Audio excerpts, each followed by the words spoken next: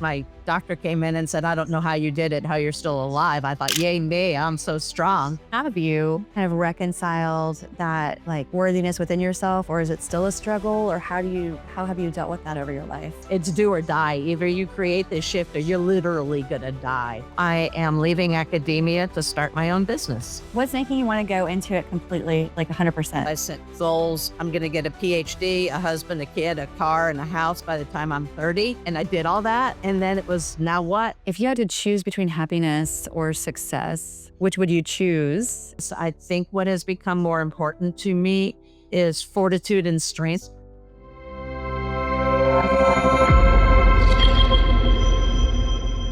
I want you to think about your favorite teacher or professor, the one that really saw something special in you and really lit you up inside. You're about to meet her, Risa Stein, professor for 30 years teaching psychology to students at Rockhurst University. She has led an amazing life. In her story, you'll hear the journey of starting out feeling like an outsider, becoming a perfectionist, becoming a mom along the way, and then having a midlife health crisis that almost killed her. This was a real turning point for Risa. It led her to lean into her vulnerability and her humanity. And it also started her down the path of creating her company, SeeInMe. What you're going to hear is not a straightforward A-B path to success, but you will learn about what it takes to be a resilient human being, how we find ourselves discovering new things that light us up along the way, and the journey to building a successful business. I want you to stay until the end because I'm going to share an update about where Risa is now, and you'll really want to hear it. Thanks for joining us. Let's get going. Awesome. All right. So Risa, let's just jump in and do an intro. Tell us about yourself and tell us about SeeInMe. So my background is in child clinical and health psychology. I'm a mom. I'm a wife. I'm help take care of my mother who lives in town. And now I am leaving academia to start my own business. Fantastic. And how long have you been an academic? I am on phased retirement now, and this year and next year left, but it will have been close to 28 years by the time I leave. Wow. That's amazing. So what is making you want to take this jump into so you already started your business? Okay, right. What's making you want to go into it completely, like 100%? Well, I think I started dipping my toe into this around 2016 after an event we can get into in a second, but prompted me to re-examine a few things in my life. I started attending classes at the business school at Rockhurst to get my master's degree.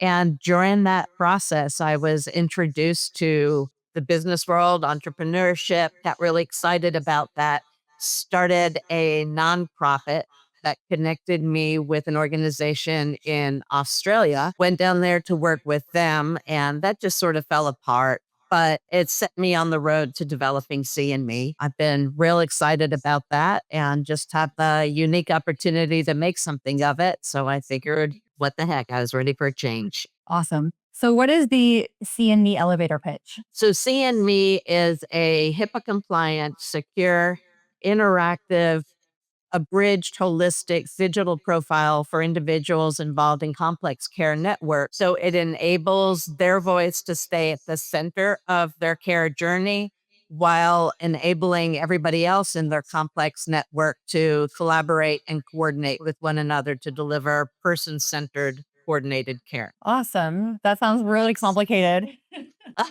It's not really, but it's a different way of looking at care because we're so focused on the paternalistic influence that comes through with the electronic medical records and patient portals that I wanted something that would work around the lack of interoperability of EMRs and ensure that the sociocultural preferences and perspectives of caregivers and patients were integrated into the care system. And there's just no way to do that right now. So it's not that complicated. It's just a different way of looking at things. Very cool. So you're really tackling a big problem, it sounds like. You said two things I want to dig into: paternalistic, and I'd like to understand your perspective on that. But first, let me ask you, who is the kind of primary user that uses SeeInMe, and then kind of what's the wraparound, like holistic ecosystem? Are there other folks that plug into fulfill those roles? How does that work? Great question. So right now,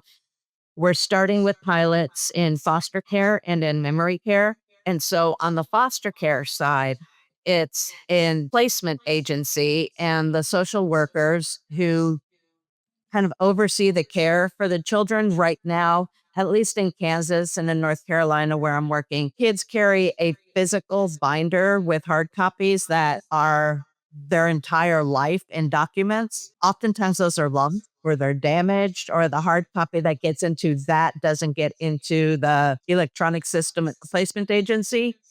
And so right now the SeeInMe profile can be communicated to a foster parent so they have some updated information before a child arrives. That profile can be sent to their therapist, their teacher, their physician. So everybody is on the same page and they see that child as a unique human being, not just a foster child with a diagnosis. And it's the same thing in memory care. If you have an individual who can't advocate for themselves because of dementia or some other cognitive issue, it enables the family member to share what makes them unique. So anyone who interacts with them can see them as a human being, not just dementia. One of the other aspects we're building into our profile is a life book. So for the folks in memory care, it's retrospective. So people can converse with them about things that perhaps they still have memories over. And for kids in foster care, it's prospective because a lot of times kids, young adults age out of foster care and they don't have a single photo of their childhood. So given that photos are digital these days, there's not even really any good way of putting a photo or a memory and certificate from school into that binder that they carry around. So we're making that electronic, holistic, so we see the person as a human being, not just that diagnosis. Oh, I love that so much. I can certainly appreciate from an outside perspective the foster care examples and how meaningful that would be. But from a personal perspective on the dementia side, I've had two grandparents that suffered from that and lots of friends that are dealing with other loved ones going through that now. So having a tool like that for folks that are engaging with them that don't know them so well. And honestly, like it seems like it'd be valuable for everyone. That's such an incredible idea. Thank you. So let me ask you the paternalistic perspective first, because then I have other questions that are coming up that I want to ask you. So tell me about that. So right now, and I'll go back a little bit, tell you how and why I started seeing the Yes. my son, who is now 29 and doing great, but was diagnosed with Tourette syndrome when he was 9 years old. And back then, we didn't even have the email and all that, but it was really difficult for me to convey to his providers all of Justin's strengths and needs and make sure the right hand knew what the left hand was doing. It frustrated me as his mother, but it also meant that we received diminished care. So part of what I was trying to work against was this. What I mean by paternalistic is we have the healthcare system where everything is top down. The physician is the god. The payers dictate to him what or her what they can do. And there's not really enough time built into the system to enable the nurturing of trusting relationships, shared decision making, health equity, and so forth. And so, what I wanted to do is make sure we empowered the family members as well as the patient to the extent that we can for somebody who can't self advocate and introduce their voice into that care journey. So, it's more equitable Yeah.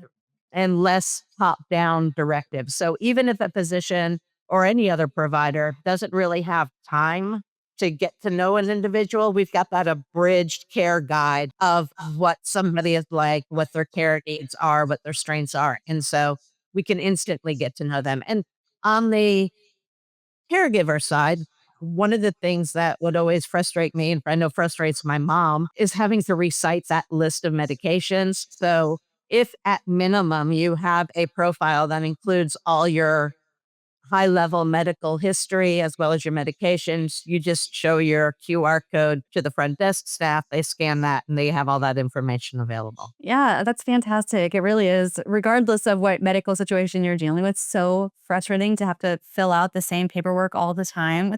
It's like this is just something that should be known. So that seems like such a great resource. Okay, I want to go back to the beginning and tell me about you as a child. What was your upbringing like? So I was born in New Jersey and I am the oldest of all my cousins. So had a lot of attention, maybe a little spoiled, maybe a little demanding because of that, a little impatient.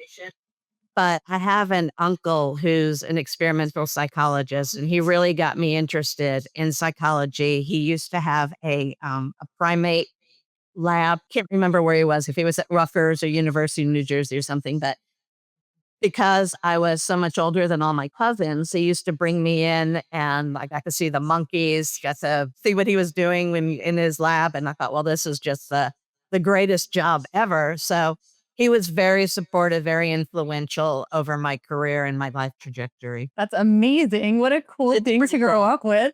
So do you feel like it was really because of him that you kind of went down this career path that you've gone? Oh, absolutely. Yeah. Yeah. My uncle was at Rutgers was in New Jersey. Rutgers. Oh, Yeah. Yeah. that makes I can't remember. I think it was Rutgers. But anyway, my dad had a little bit of college, but otherwise, nobody else in the family while I was growing up had college experience except for my uncle and my aunt, who was just a few years older than me. So he was a real guiding influence. yeah. Awesome. I love that. It does make a big difference kind of what you see and what you grew up with, I feel. So it's amazing. This is such a great insight into like what inspired you. Tell me, saying you grew up in New Jersey. Anything interesting about like where you went to school, your parents, and that sort of thing? Like, what kind of conversations did you guys have about your future? Did they have expectations for you as a kid, like where you would go or what you would do? Educationally, they were always very supportive, but didn't really understand what it would take to get into college, get into a PhD program, and so forth. So my uncle was helpful there, but we left New Jersey when I was 7 and we moved to Chicago. This was 72. And the school that I went to was really progressive, no walls, everything was learning at your pace. So I really excelled in that. It was a great experience, but we were only there for about 4.5 years. And then in the middle of sixth grade, we moved to Stone Mountain, Georgia, which was like 1950s. So the school system was way different. And being a Jewish girl from New Jersey and Stone Mountain, Georgia didn't go over all that well. So all of a sudden I felt like an outcast and developed a bit of a chip on my shoulder, perhaps. So it became all the more important to me to receive the external recognition, the degrees, and to stand out some way. And I think that in part propelled my success, but also my midlife crisis that then led me to the point where I'm not now. So it all works out. But the educational journey to that point wasn't exactly easy once we moved to Georgia. Yeah. Yeah, absolutely. I really appreciate you being open and sharing that because those are the things that, like, as children, we experience that stay with us. Well, it's really more about like that experience of not fitting in, and like you said, it's driven you to try to accomplish things, to try to stand out. I feel like that you clearly understand this aspect of human life far better than I do because of your background and your education. But it does seem like sometimes those hardships are what make us try to achieve something, right? To try to have that like validation. So there's a good side, but how have you kind of reconciled that like worthiness within yourself, or is it still a struggle, or how have you dealt with that over your life? I'm not sure if I'm asking that question well, but hope. No, I know exactly what you mean because I wrote a book about it. Yeah, the whole not being accepted. Mhm. And I mean, it's not like I didn't have friends and stuff in Georgia. It was just, it wasn't like it was in Chicago. And I always felt a bit like an outsider. And so then when Justin was diagnosed with Tourette's and he had some challenges in fitting in because of all that, both of those things kind of came together to help me develop SeeInMe to make sure everybody is seen as a unique individual and not just stereotype. But I think as somebody who is very achievement oriented, very type A, very stubborn and independent, not getting the recognition that I wanted early on really put that chip on my shoulder. And so as I went through school, it became really important to always focus more on the external recognition because that's how I got my validation. And that was great to start with. I set goals of I'm going to get a PhD, a husband, a kid, a car, and a house by the time I'm 30. And I did all that. And then it was now what? And so I just sort of skated by those laurels until I guess I was in my mid 40s when I had a kind of a crash. And so that was the day of reckoning. That was pre 2012 and after 2012. So first, before I move on, tell me what the name of your book is. The Best Damn Life Workbook. Love it. Okay. So I will link to that and make sure that it's part of our blog post and everything else too. And I will read it because it sounds really interesting and maybe what will help. We'll find out. So tell me about the midlife crisis slash that moment. Was there a moment or was it just kind of like a perpetual feeling? What happened? No, it was a moment. I had been feeling a little less than fulfilled in teaching. I had pretty much reached every recognition milestone at Rockhurst that I could, and it just was starting to feel stifling. So I had written to a couple of academics that I respected who were doing unusual and interesting things in schools.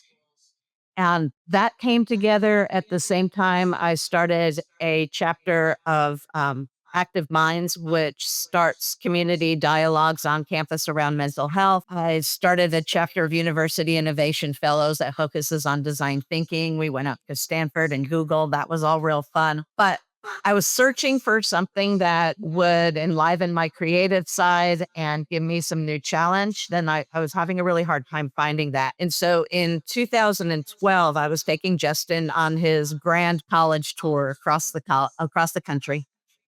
And this may be TMI for some of your viewers, but I started hemorrhaging due to uterine fibers Oh no. and fibroids. And this was like a night before we were about to leave to fly out of town, and I was massively hemorrhaging. Like, I stood up and passed out and banged my head in my elbow. But we have the airline tickets, and I thought it'll be okay.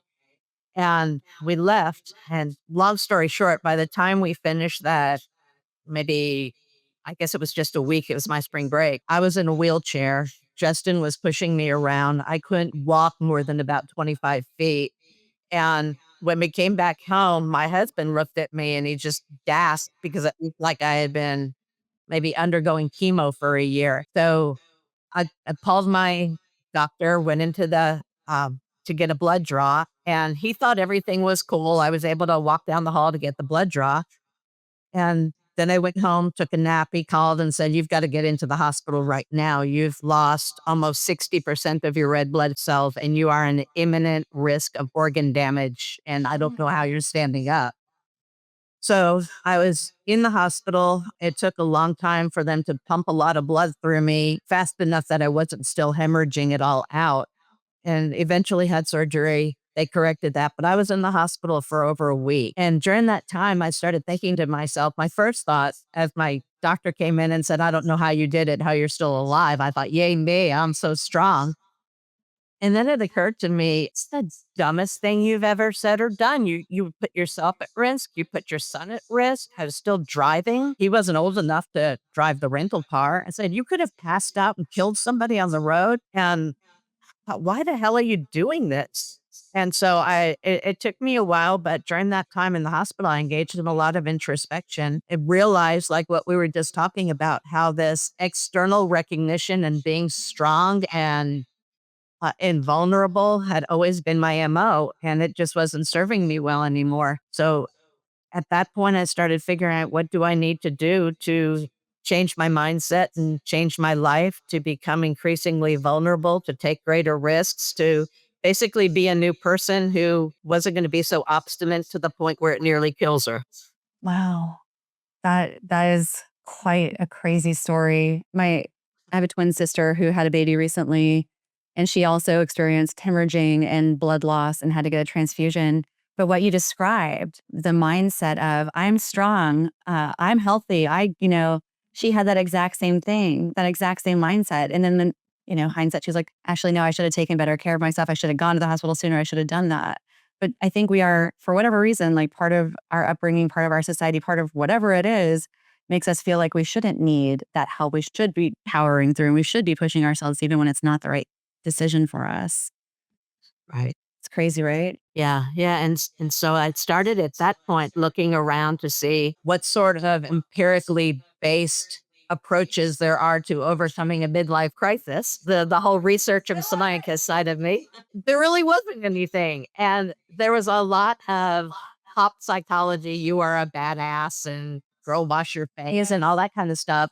And then there was a lot of empirical Susan Cain's quiet about introversion, a lot of here's the presentation of people who are experiencing what I experienced, but there wasn't anything prescriptive in terms of here's how you move forward. And so I took my very strong cognitive behavioral background and I tried to write a workbook that was similar to like Feeling Good by David Burns, which was always been one of the best-selling cognitive behavioral workbooks of experiencing depression and anxiety. And I tried to create something that would assist people who were going through midlife crises, feeling kind of lost, or just didn't have any direction to start with in their life to figure out how to overcome this sense of invulnerability, risk aversion, failure aversion, and imposter syndrome. And I think once I expunged that and laid it all out in my own way, that's when I started taking those risks, going back to business school. And had it not been for that midlife crisis, I would have never had the gumption to move forward in starting a business. Wow. Amazing. I am so excited about, personally excited about reading your or going through your workbook and checking it out because Thank you. I'm at that point, probably very similar age to you when you had that moment, and I think for me, transitioning from the safety of corporate life to the complete risk of entrepreneurship is hard. So it seems like there are some really good tools in there. Yeah. Sometimes you need something to just kick you in the butt, like a near death experience. It finally wakes you up.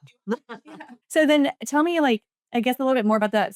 So it seems like there was a moment you did a lot of work and I love that you didn't research. I love that you pulled all of that together to kind of create this workbook for yourself that then helps you figure out where you wanted to go and take things. How did you come to this realization that SeeInMe was the thing that you should be working on? So, as I mentioned, given what I went through with Justin when he was younger and my grandfather who had dementia, always had this idea in my mind that I wanted this psychosocial profile that I could share with folks sort of as a resume for what someone is like or a care guide. But I'm not a tech person, so I didn't realize there was any way of doing that. But when I started the nonprofit mental health website for students to share their first person mental health journey videos with an optimistic outlook, which I still think is a great idea, that put me in contact through LinkedIn with a guy in Australia who was creating sort of a Facebook feed for parents and friends to share messages of support for college kids who were struggling with their mental health. His son had lost, I think, 3 friends to suicide in a matter of months. And so he resonated with what I was doing with the nonprofit site. So interestingly enough, I had flown down to Australia in March of 2020, which was an interesting time in and of itself. Yeah. And we developed this means through which we would give the college student like an NFC wristband where you can just tap the band to your phone and it would open up this web page full of all these supportive messages. But it was unidirectional, so the individual receiving the support didn't feel the burden of reciprocation. And the parents, anytime they felt like they wanted to say, I love you, don't drink, study hard, could do that without feeling they're being a nuisance. That I still think is a great idea. But when COVID hit, we made this kind of numbskull decision at the last minute to crowdsource all that support from the folks who were coming out on the balconies and clapping for the shift change and the essential workers. And rather than the parent to a college student, the community to all these essential workers. And it just fell apart. But my time in Australia opened me to this notion that you could come up with a digital means through which to share this information. And then with COVID, the QR codes became ubiquitous. And now we realize you can scan the QR code, go to a web page, open up information like a menu, whatever. And so once I realized that, then I thought I can do what I always wanted to do in creating the psychosocial profile. So I started that, and skipping forward, I was demonstrating it at a rare case C symposium in 2022, which is a group that helps bring together individuals who have rare diseases and those who support, love, and work with them. And it was at that symposium that I met the then CFO of the United Health Group of Kansas, who, in her very forward thinking and innovative way, said we should make this HIPAA compliant and use it with the kids in foster care who they covered in Medicaid, knowing all the challenges they were experiencing. So that's how we got to where we are today. Wow, that's amazing. And when was that? What year was that? That was February 2022.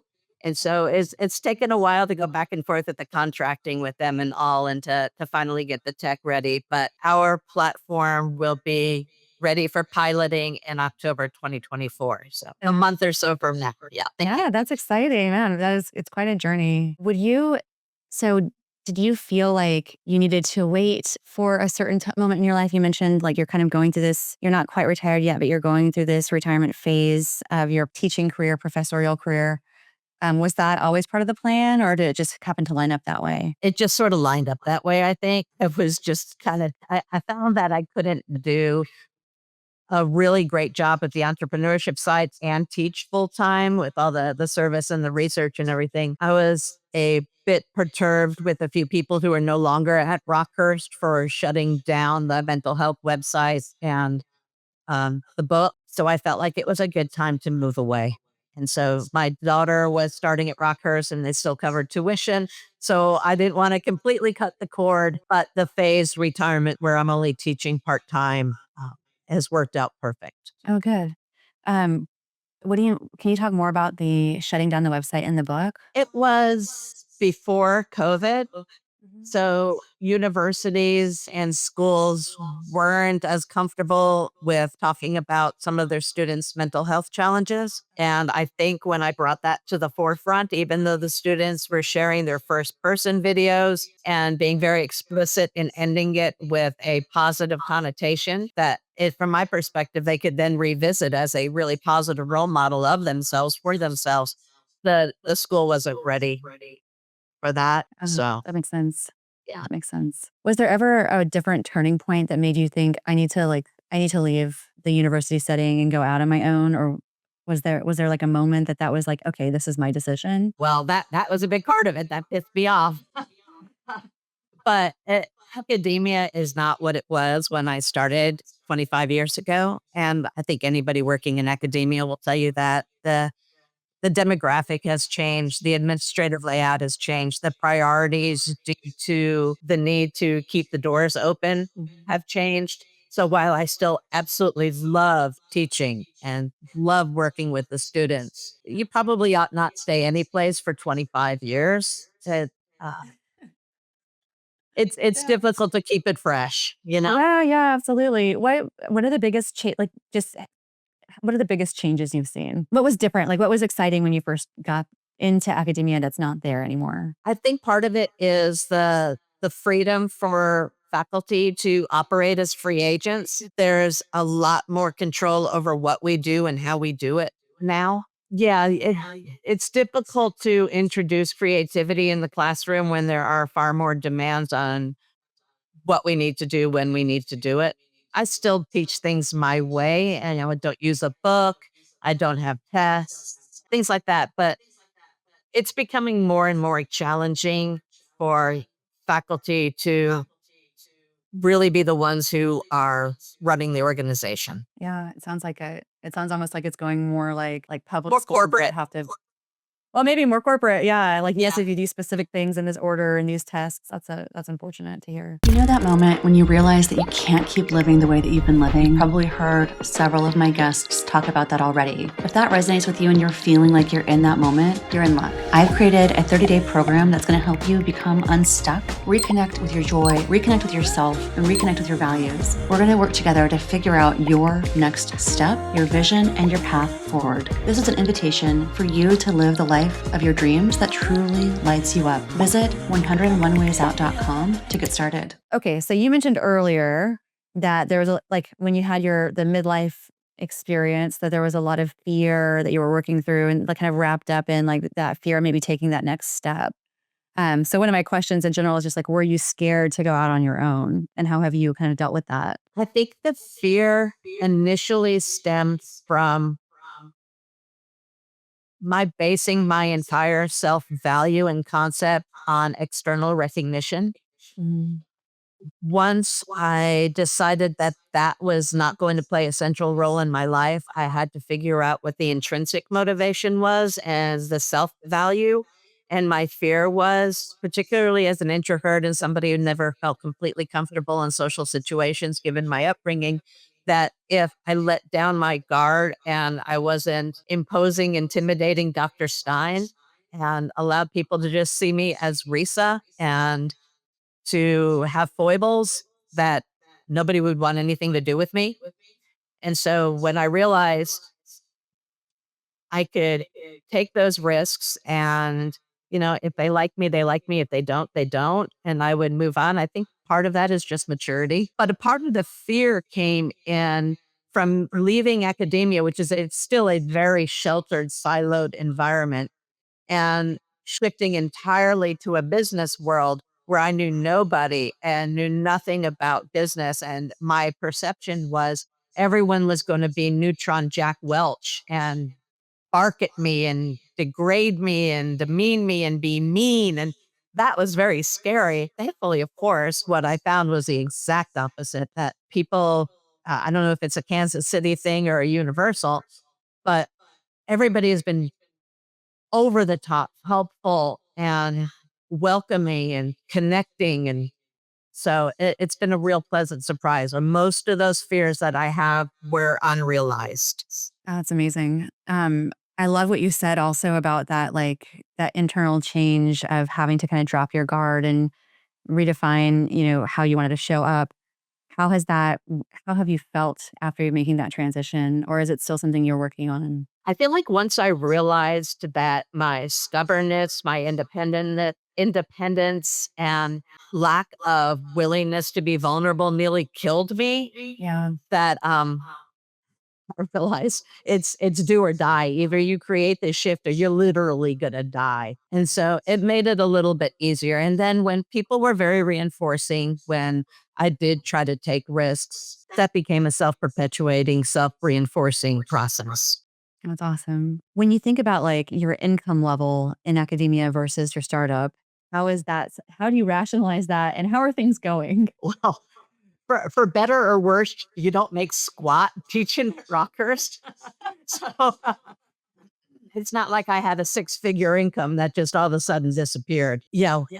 Part of being completely underpaid was that I at least had the flexibility in my schedule to take summers off and, long breaks over Christmas and being home when the kids got home from school. So I kind of became copacetic over time with not making any money to begin with.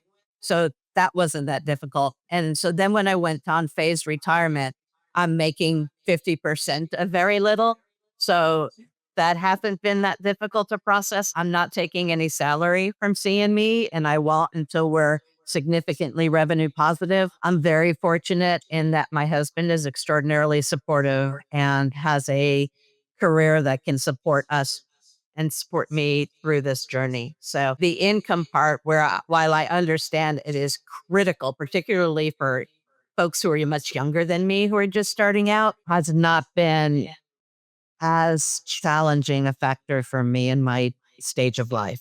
No, that's fantastic. And I love that too, because to your point, everyone has different stories and different ways that they can support themselves doing a startup. So I love that side of the story. What is your ultimate goal and vision for what you want your life to look like, inclusive of your business? I am not a particularly patient person. So waiting for contracts and the platform to be developed, that has been the hardest part. I just want to move. I want to create change. The one thing that hasn't changed, as soon as there's a goalpost, when I get this close, the goalpost moves. And so that's part of the career that I don't trajectory that I don't think is going to change. So sometimes that's frustrating, but I think that's also what's exciting about entrepreneurism. And so hopefully that will sustain me until seeing me grows to the point where it's either become ubiquitous and has a life of its own, in which case I have a team around me that can also help support it so I can back out in some way.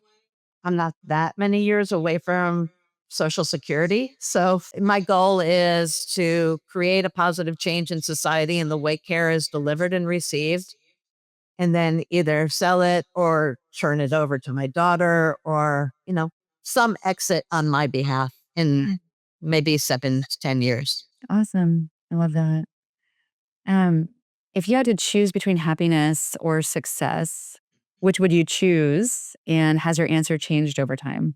My answer will have changed over time because I would not have, prior to 2012, envisioned happiness without success. Now I believe I can say that I can be happy if I gave it my best. And even if seeing me doesn't take off, I can be happy.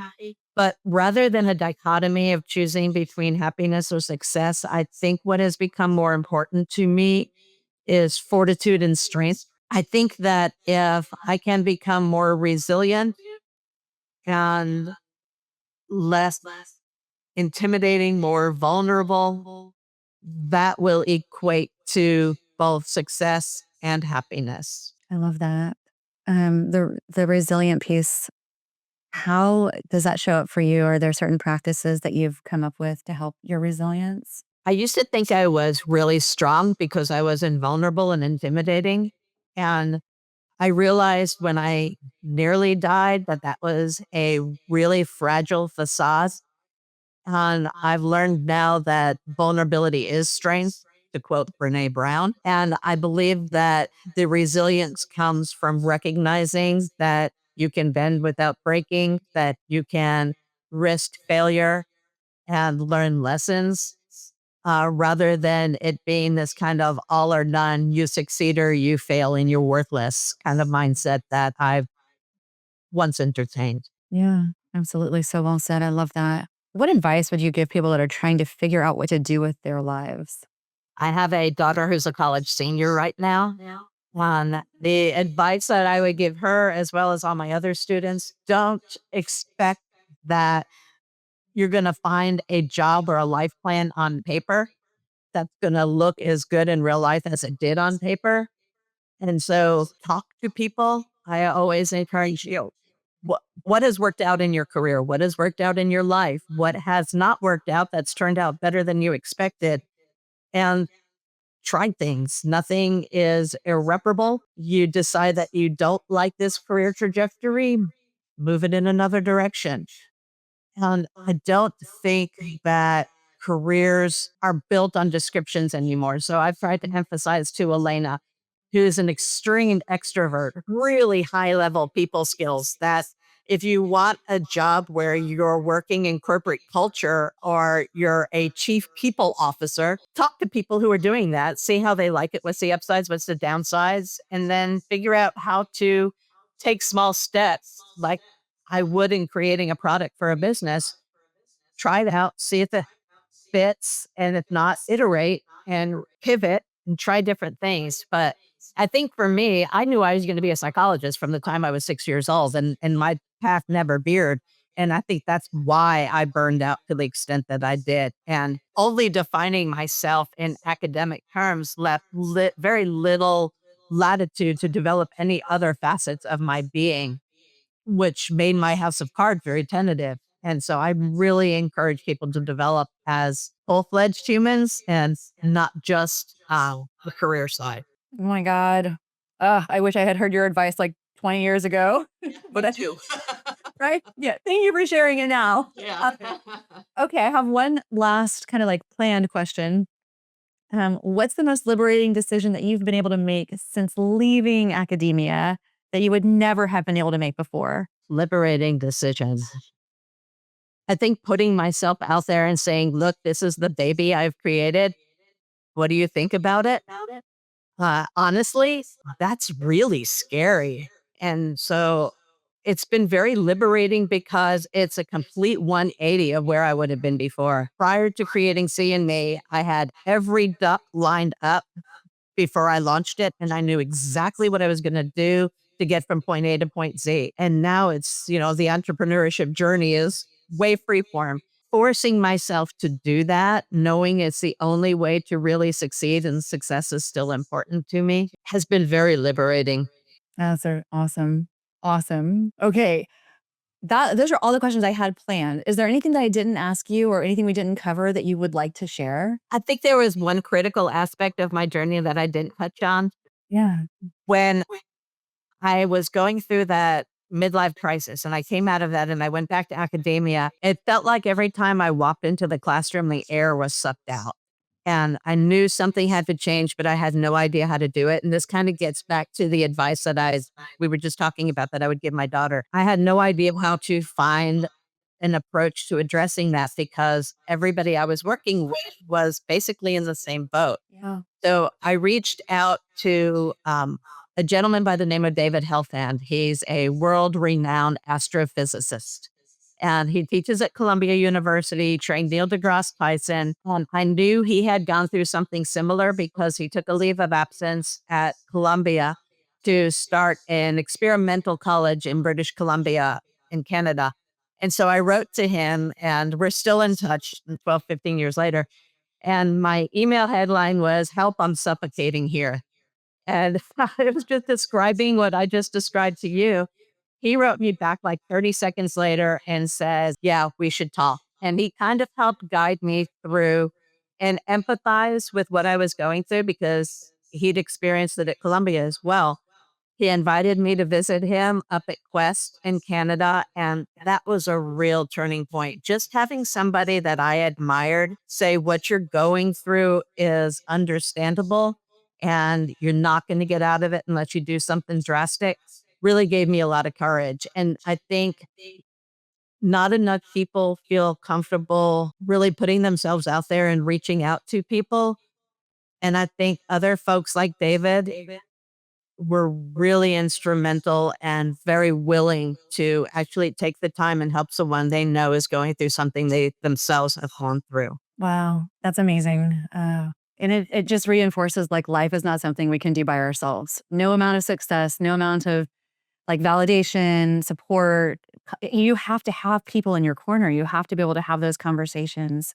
I love that. I'm curious, was there anything like part of that conversation, part of those discussions you had with him, like that really helped kind of nudge you to where you ended up going? And or was it just kind of like knowing that it was valid that you're feeling this way and he left and did something very different to kind of explore what he needed? Both, yeah. He basically said to me, you're not going to find fulfillment doing the same thing you've always done. You've got to shake it up. Part of that then for me was going to the business school and getting my master's at the business school. Part of that was saying, I want to teach a class in creativity, getting into design thinking. He just said, you got to do things different if you want a different result. And so that's where the small experiments started coming in. And they all just sort of ping-ponged around the board and led me to where I am now. That's fantastic.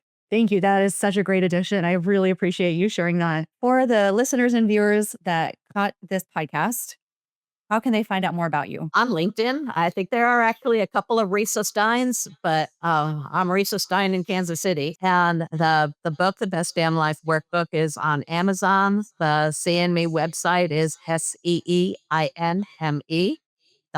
And other than that, always happy to connect on LinkedIn and always willing to have a conversation. I love it. Thank you so much for being here. This was fantastic. You were super inspirational, and I really appreciate your time, Risa. Thank you. Thanks. I appreciate the conversation, Vanessa. Thank you so much for sticking around until the end. I love Risa's story. I hope you do too. And I cannot wait to share with you the good news about how things have been going for Risa in the last year and a half since I interviewed her. As of fall 2025, Risa secured another $500,000 grant from the NIH, NIA, SBIR. That's a lot of acronyms. If you're in this space, I'm sure you understand. If not, it's a government grant that allows her to continue to evolve the SeeInMe platform. So now that brings Risa's total to over $2 million in grant funding that she's been able to secure because of her knowledge and her relentless dedication to growing her business. She's also built formal research partnerships with the University of Kansas Medical Center, KU Alzheimer's Disease Research Center, the VA, and senior living communities. Amazing. Go, Risa. And she's expanded deployment of SeeInMe to other home care, memory care, and clinical environments. This is going to allow Risa to really understand what's moving the needle for these patients and continue to evolve her platform. I love seeing her success. I know it's coming from a beautiful place, as you guys can all see as well. And I think this just shows the power of committing to what you believe in and seeing how far it can take you. I hope this inspires you. It so inspired me, and I'm really excited to see where Risa's journey continues to go. I'm really looking forward to spending more time with you next week. See you then, and have a great week.